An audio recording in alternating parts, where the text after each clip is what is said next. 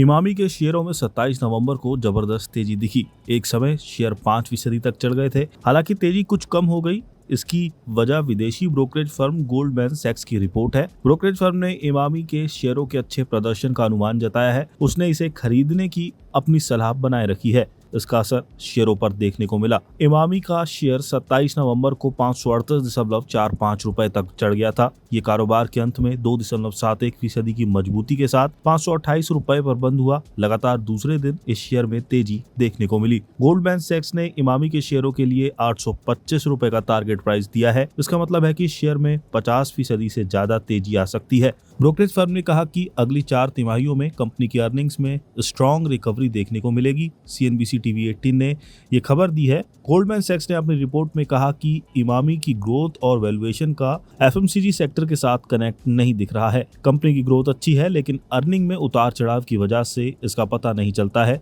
इसका असर कंपनी की वैल्यूएशंस पर पड़ रहा है। ब्रोकरेज फर्म को इस फाइनेंशियल की दूसरी छमाही में इमामी की अर्निंग ग्रोथ साल दर साल आधार पर 10% रहने का अनुमान है। इसकी वजह सामान्य से कम औसत तापमान है। इससे कंपनी के विंटर पोर्टफोलियो की सेल बढ़ सकती है। गोल्डमैन सैक्स ने इमामी से जुड़े 4 रिस्क के बारे में भी बताया है। इनमें कुछ सेगमेंट में ज्यादा एक्सपोजर, मैनेजमेंट टीम में अप्रत्याशित बदलाव, बढ़ती प्रतियोगिता और मौसम की प्रतिकूल स्थितियां भी शामिल हैं। एलारा कैपिटल ने इस महीने इमामी के शेयरों पर अपनी सलाह एक्यूमुलेट से खरीदें कर दी थी। उसने शेयरों के लिए 700 रुपए का टारगेट प्राइस दिया है। इसका मतलब है कि ये शेयर करंट प्राइस से 36% से ज्यादा चढ़ सकता है। ब्रोकरेज फर्म ने यह कहा है कि सितंबर तिमाही में कंपनी के प्रदर्शन पर GST के चलते ट्रेड डिसरप्शंस और मानसून के लंबे सीजन का असर पड़ा।